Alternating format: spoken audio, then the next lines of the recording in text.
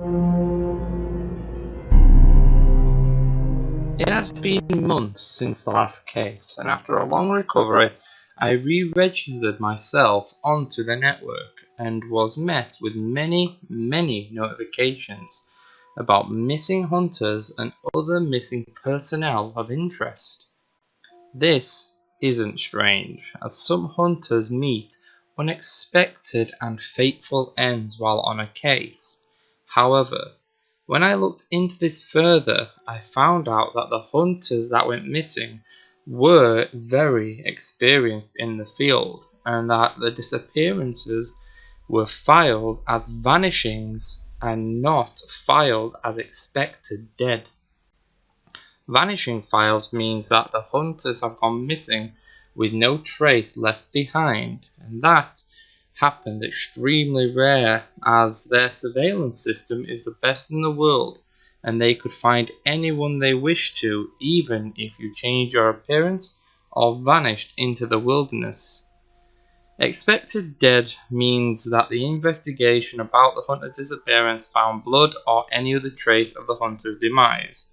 Most of the time they find body parts or identification marks from the hunter. While reading these claims of disappearances, the letter that was left at the side of my bed in the Irish hospital came flooding back to my thoughts, and all I could think of was who was XL. Within moments of my mind wandering off to the cryptic letter, a new message popped up on my pager, and I sighed as I was already logged into the network, so why didn't they just send me a message on there? But when I opened the pager, it said that the network could have been compromised, and that they cannot trust that the messages they send there are private anymore, as a leak has gone out and compromised 3 other hunters who vanished soon after. The moment I read that, I ripped out the network dongle and placed it in a lead-lined box to make sure no signals could be transmitted, and sealed it away as I became slightly paranoid. Picking up my pager, I scroll down and see what my handler actually messaged me, and it was actually a location to pick up a dead drop. That made my eyes widen slightly in shock, as if you read the protocols of the Hunter's Manual, a dead drop is a dire event when all technology has been regarded as flawed or compromised. I quickly wrote down the location and watched as my pager self-deleted every message ever sent, and even any I ever saved, and then shut down with a rebooting symbol on the screen. Watching this happen, I stared at the location on the map that was given to me and found out that the location was in a nearby city. Getting up out of my chair with a grunt, as my injuries are still plaguing me, as the Dullahan really gave me a good beating and I am still suffering months later. But the pills the doc gave me really do aid in the pain relief. Heading into the city really brought me back to when I was younger, as before I was fully brought into the fold of being a hunter. I used to roam the streets and drink with friends, but that happy memory soon turned to a sorrowful one, as when I passed a certain crossroads a memory came flooding back, and I had to relive the day that my mother and older sister passed away from a hit and run driver.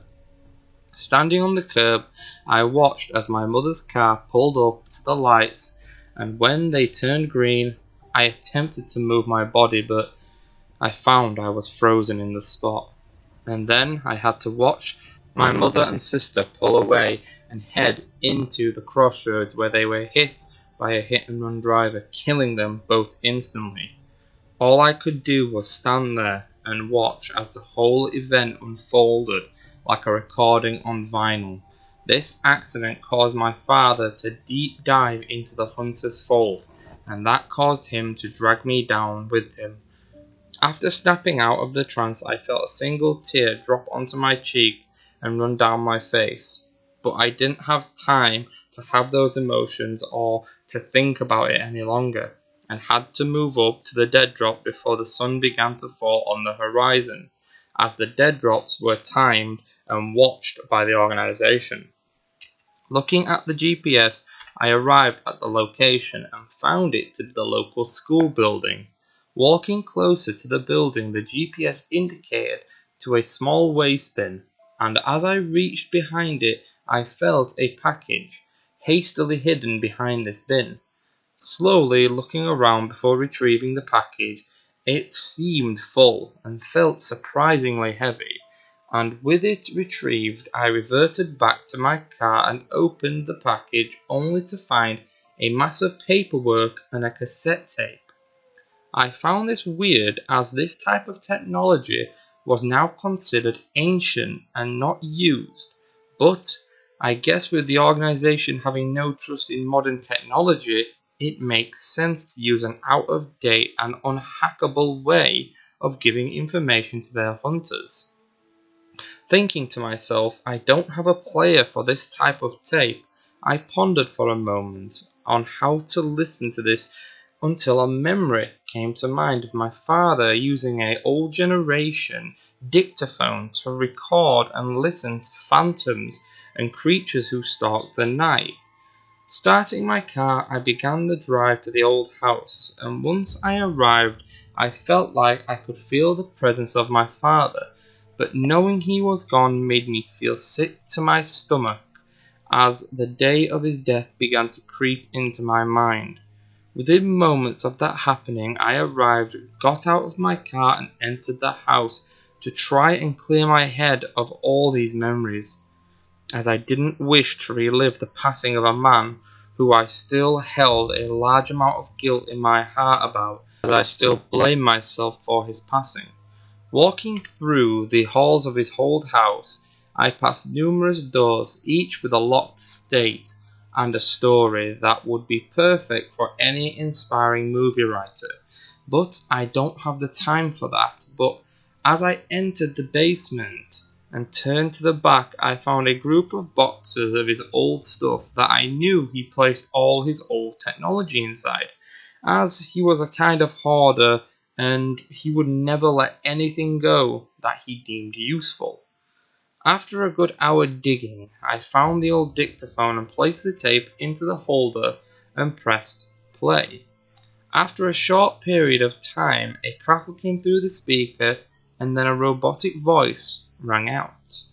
Hunter, this assignment is rated at medium risk, but that could change if paranormal activities occur. Your assignment is to head to the north of England in a land called Cumberland and head to the local parish of Great Orton. There you will meet up with another hunter with the code name of Lucas. Within the package you will find your plane ticket and the ID we have provided. I listened carefully to this tape and then grabbed the package and fished out the plane tickets and an ID with a card and a fake passport. I found this very strange as we can usually create our own IDs, but I guess in the face of the situation I can see why they wish to keep track of us with a chipped passport and ID.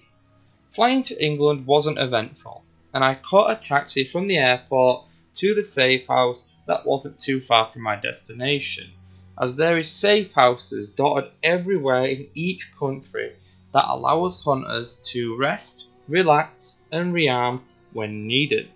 However, as I sat down to redo my bandages, I found it strange that I was going to meet another hunter. This is strange, as we normally work alone, and very rarely meet up to discuss a case while not in an area that has been secured with anti-spying and listening equipment. After redoing my bandages and fitting myself with the ID I was given, I headed out to meet the hunter. It took a short drive to arrive at the parish, and I exited the car and I noticed a symbol carved into a stone pillar next to the entrance to the graveyard.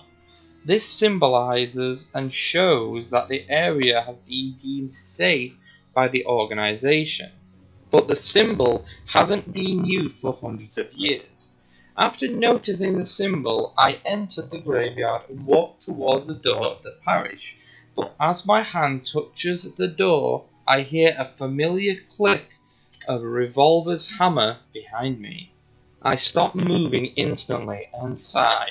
Within moments of the click, my head was covered and I was handcuffed and dragged into a dark space. But after a while of being pulled around in the dark, I was sat down and a bright light was shined into my face. After a long interrogation, the hunter that was codenamed Lucas sat in front of me and apologized for the behavior, as his handler told him to trust no one and apprehend anyone who came to the parish during the time stated by the documents we both held. The light was still shining in my eyes, so his face was covered in the shadows, and all I could ask is what the hell was going on, as I didn't even get a brief about the case, as all the documents given to me was reports of disappearances of family members and files on those who have vanished. The hunter sighed and slid over a file about a family who had many disappearances, but these disappearances only happened each generation. I looked at Lucas and his shadowy form as he shifted side by side. I continued reading and found that most people who have vanished were children and nobody over the age of 14. My eyebrows raised as I closed the file, and before I could speak, Lucas slid another file to me, and that was my assignment. This file was written quickly, and all it said was that I was to act as the ID given to me, and that was to investigate the grounds and home, destroy or contain the reason for the disappearances. Lucas took me back to the parish gates and left me alone to ponder the assignment that I had been given. Grabbing another taxi, I begin my journey to the address stated in the file. While traveling to the address, I read over each victim's file, and I familiar myself with their appearance and traits. Looking up, as I arrived at the address, I found myself at the main gates of a large manor house, and the driver of the taxi informed me that many investigators have been here recently looking for the eldest daughter of the Lord. I thank him for the ride, and I get out and ring the bell. Once I grabbed my equipment and waited for a response, a man's voice came over the tannoy system and asked what was my business. I followed the file's directions to inform the residents of the house that I was a private investigator, and my company rang forward to arrange for myself to investigate the case of the missing child. After a short silence, the gate slowly buzzed and opened as I entered, but as I did, a feeling of sadness and sorrow hit me like a cloud of mist that hangs low in the atmosphere. Pushing through the feeling, I made it to the door and knocked 3 times, and when I was finished, I stepped back and waited. The wait seemed to be prolonged as the feeling swirled around me until I heard a faint whisper coming from every direction. The whisper was very faint, and I could hardly understand, as there were too many different tones in the voice. But as I looked around, the door creaked open, and stood there was a gaunt-looking woman who identified herself as the mother of the missing child and the lady of the manor. As I followed into her home, she showed me the lower levels of the home, starting at the living room, then heading to the lounge, and then kitchen. We eventually ended the tour in a very well-stocked library full of dusty tomes from many years begone. As I stood in the library, browsing the tomes on show, I began to notice a woman on the second floor watching my each and every action. As when I get a better look at this woman, I come to identify her as the eldest daughter of the family. After a short while, a man came into the room and shook my hand and identified himself as the father of the missing daughter and the lord of the manor. I asked him many questions about the disappearance, like the location of his daughter before she vanished, any enemies that may wish him harm, by taking his daughter, or any financial issues that someone may have taken her to blackmail him for money. The first question that I asked he answered with that his daughter was playing in her room while on a stormy night, and as he was going to tell her to come down for supper, she had vanished without a trace. All the other questions were answered with defined no's, and before I could ask any more questions, he told me that they have all been questioned before over and over again about their locations, their actions, their bouts around this occasion, and their locations during the events. They were all cleared. I sighed and nodded, knowing that this case isn't as simple as a masked stranger kidnapping a child for ransom. I stood up and asked to be taken to the child's bedroom, but when the father told me that the other investigators had been there and found nothing, but after a short while and a well thought through excuses, I was allowed access to the room. While stepping into the room, I looked around, and to the untrained eyes, it looked like a high-end children's bedroom, but to someone who has seen the worst of nature's abominations, I could sense a slight aura flowing through the air, and this aura was strange, as most would dismissing as morning dew, but to myself knowing it as a paranormal residue. Looking around the room, I began to knock on the walls of the room and found nothing. No hidden panels or boarded up rooms. I found that strange, as most times this residue is left due to a shrine or ritual in the same room. The father just stared at me, as if he was paying me, I would have been thrown out within a moment's notice. But since I was doing this for free, he allowed me to search to my heart's content. I looked at him and asked for permission to search the grounds and the servants' quarters. He agreed, but told me if anything was broken or missing, I would become top suspect. I agreed with a simple nod and began to look around the grounds. And when I surveyed the area from the balcony above, I noticed that the teenage daughter was sitting by the lake, seeming to speak to no one, and I found that interesting. Quickly, I arrived in the grounds and slowly approached the daughter, who instantly seemed to know about my presence and that I was approaching her. She instantly turned to me and told me to stay away and not to disturb her, as she was enjoying the peace and quiet. I watched and examined her for any sort of damage that I could see, but found nothing.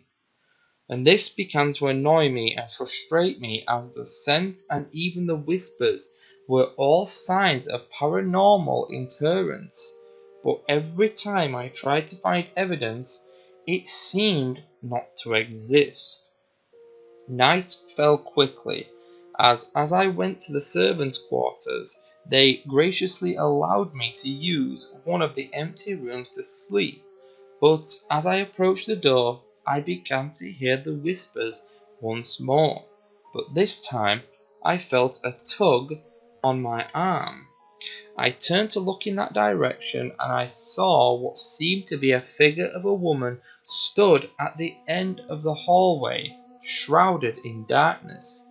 I was about to take a step forward to the woman, and she just vanished like a wisp. To my surprise, I began to hear humming coming from right behind me. Standing frozen to the spot, I felt the breath of whatever is standing within touching distance of my neck, but then I felt a warm, familiar sensation, as if the sun was shining directly onto me, but as I felt warm, I collapsed to the ground, and within what felt like seconds, I was being shaken awake by the maid the next morning. Feeling groggy and tired, I sat up, and then the maid asked if I saw her. All I could do was look at her confused. She began to tell me that the grounds were cursed with the spectre of a woman who only appears at night and causes terrifying and terrible nightmares and many ill feelings. I thought that this must be connected with the missing children, as it could be a case of black Anis, but usually cases with her I would have found scraps of flesh from the children, as she wears them around her waist and adorns her body with them also. The maid aided me to my feet, but I felt totally drained and fed up, as if all the happiness was ripped from my soul. I left the servants' quarters, looking towards the sky as the clouds began to darken as rain began to fall from the heavens above. Sighing once more, I collected my thoughts and headed into the main building. That is where the teenage daughter grabbed my arm and just stared blankly into my eyes with a glazed over expression. Then, without a word, and within moments of her grabbing me, she let me go and walked past me, but as she did, she whispered in a low and deep tone, She has found you, it seems. Hearing that, I looked at her, and as she was walking away, I went to follow her, but couldn't find her as she turned a corner. Within moments of that happening, a servant knocked into me and apologized and disappeared also. Looking down, I noticed that a small piece of paper was laying at my feet. I picked it up and opened it, but all the note said was that I should leave as she doesn't like my presence here. I became rather annoyed as I left the grounds to do some research and headed towards the local library, as I asked to look at the blueprints for the manor house as they were public knowledge. I scanned each document extremely carefully, and I found something strange. Each of the documents that I was reading, one had more rooms on the blueprints than there were in reality, and I asked the librarian if I could photocopy these blueprints, and she was very kind enough to assist me. Heading back to the grounds once more, I noticed I was being followed, so I decided to take a route down an alley, and when my pursuer followed, I pulled my gun and aimed it at them to see what they wanted. Within moments, I found that my barrel of my gun was pointed at the teenage daughter of the manor house. She stood there with blank expression all over her face, and all I could do was grab her and muffled her screams. However, they never came. I let go of her slowly, and then I asked her why she was following me, and all she could do was chuckle, then explode into laughter.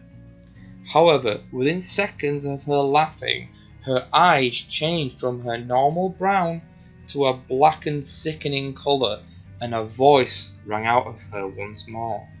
This is your last warning. Leave the manor and forget all that you have seen, or she will drain you, leaving you as a husk. The teenager then slowly turned back to normal as she asked me where she was, and all I could tell her that she fainted on the street and I brought her here to rest.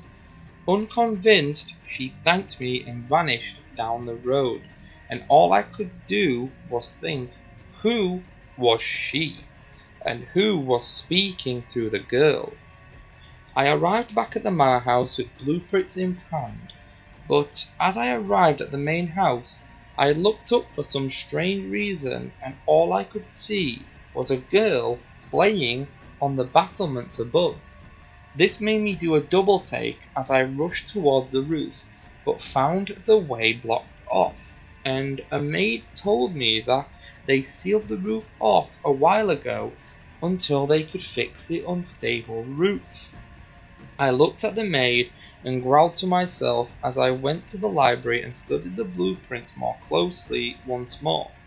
I asked the passing maid, is there anyone home from the family? And she just shook her head and continued with her duties.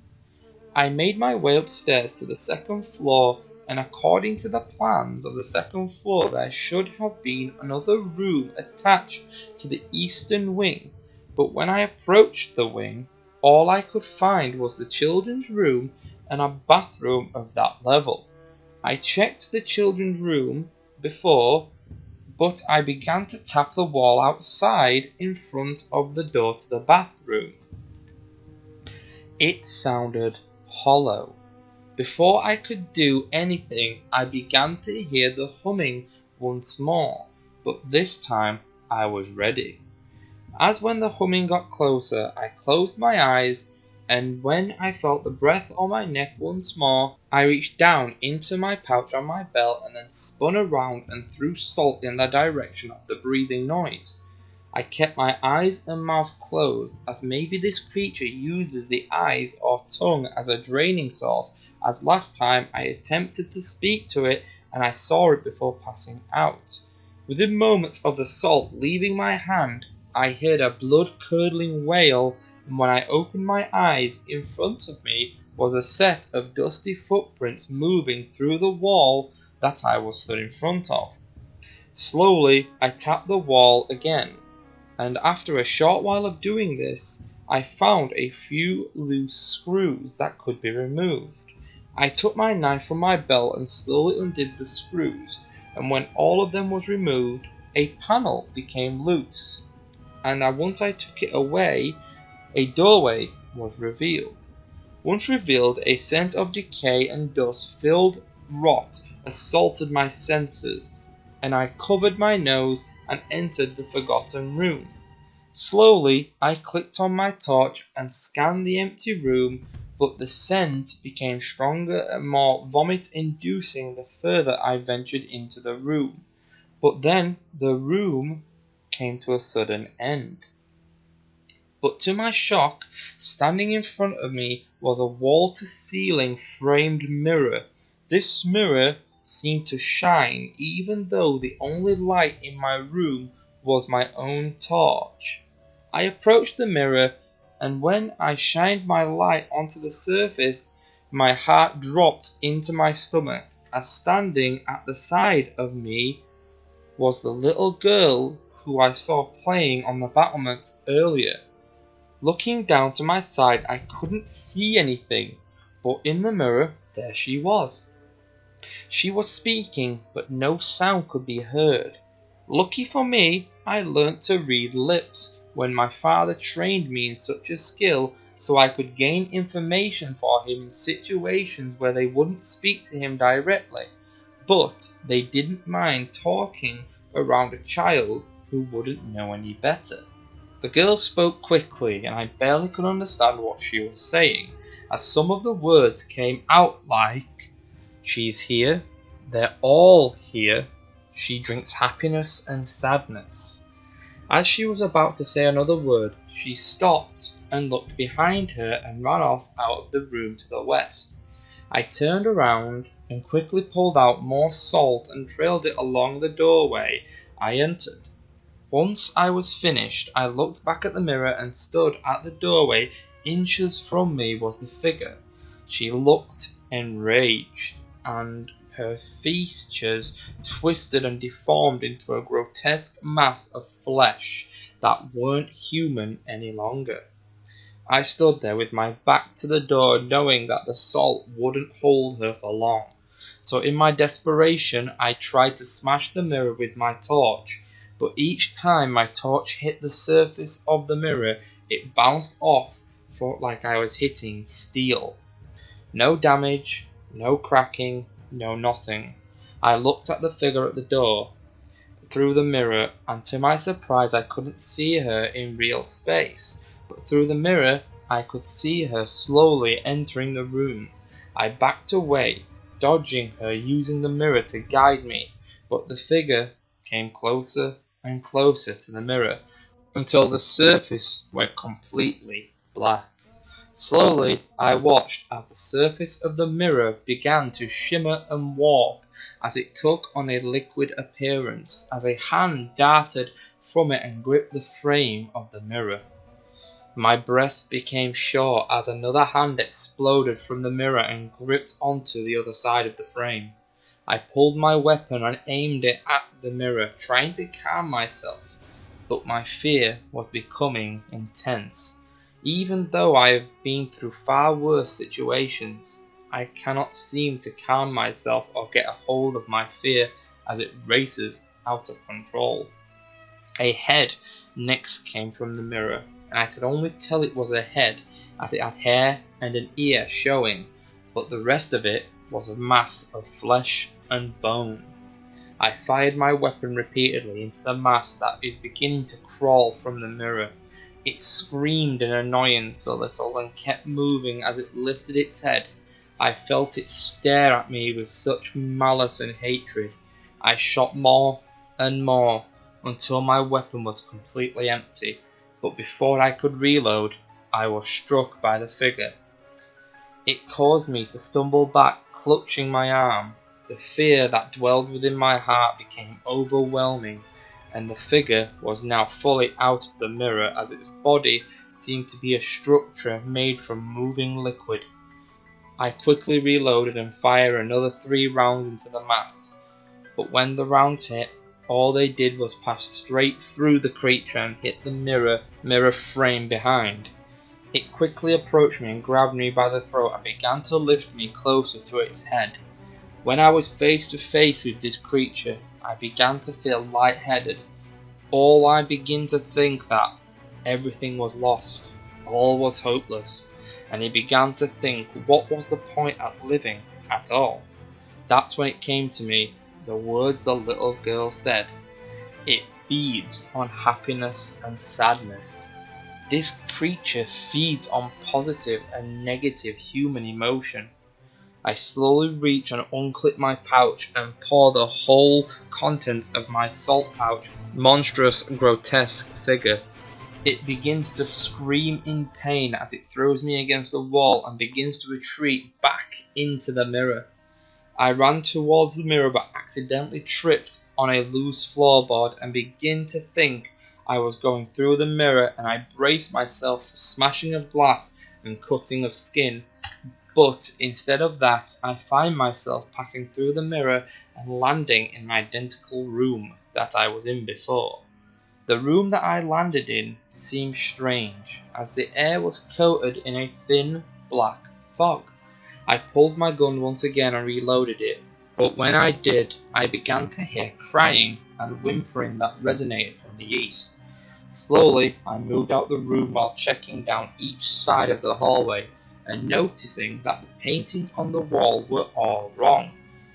Each painting seemed to be painted backwards and gave off a sickening aura. Once I checked the hallway was clear, I turned to the east and slowly made my way towards the children's room, as that was the only closed door that I passed. When I arrived at the door, I placed my free hand on the knob and slowly turned it. With my weapon in hand, I stepped forward, passing over the threshold, and to my surprise, I was met with a large group of children. These children seemed to look at me all at the same time with surprised and shocked expressions upon their faces. As the moment I go to speak, they all place a finger over their lone lips to silence me without words. Slowly walking into the room, I scan each of the children and notice some differences in them. Not like hair color or defects on clothing, but their bodies seem to flicker and phase, as one of them slid a piece of paper towards me, and when I looked at it, my mind began to swim. She will hear you. Looking up at the child who wrote the note, she begins to point to the children in a certain order, and when I followed her finger, each child she pointed to looked older, and not in an age sort of way, more like a physical image of a photograph that has aged through time and become stained and more faded. I narrow my eyes as I pick up the note from the ground and begin to write so I can communicate with the group. Why are they fading, and who is she? Once the child reads the note, she looked down and shook her head. At that moment a howling scream came vibrating down the hallway, and all the children scatter and vanish. As I look down the hallway, the light begins to fade, as it seems to be sucked into a void, as darkness rushes towards the room where I am. Once the darkness reaches the doorframe, a clawed hand and arm crashes into the doorframe and splinters the wood as its claws rip into it, causing deep grooves to be shown. Slowly, another arm on the other side does the same, begins to invade the room, as each claw begins to tear the doorframe apart from the pressure that is being exerted onto it. I look at the darkness as two glowing eyes stare at me from within, and all I could feel was an intense hatred at the core of whatever is wielding such a hateful soul. Without a second thought, I pulled my secondary gun from my holster and fired 4 times. But as I pulled the trigger, the darkness enveloped the bullets within moments, dropping them to the ground, seeming to have no effect. Within seconds of the bullets dropping to the ground, a vein of darkness shot out and gripped my neck with a shadowy tendril and slams me against the wall. Slowly I try to move, but was unable to, as the darkness creeps into the room further, as my fear becomes uncontrollable. Once more, as it paralyzes me, and then it hits me. This creature is known as an emotion-draining demonic entity. These creatures are summoned through dark and an evil ritual that someone wishes to torment the target or a family. Normally, the targets are driven to suicide and then claimed by the entity as a food source. However, this time it is different, as the children who are in this pocket dimension are from different generations and are used as tools to torment the family, as its goals doesn't seem to want to kill, but just to torture the family for some sick and twisted reason. Before I could act, another tendril slams into my arm, locking it in place, as now the darkness took shape and appeared as a woman, and slowly began to approach me. But her features became more human and more recognizable. To my horror, the demonic entity took on the image of my own mother and gave the exact same cheeky smile she used to do that I remembered so well.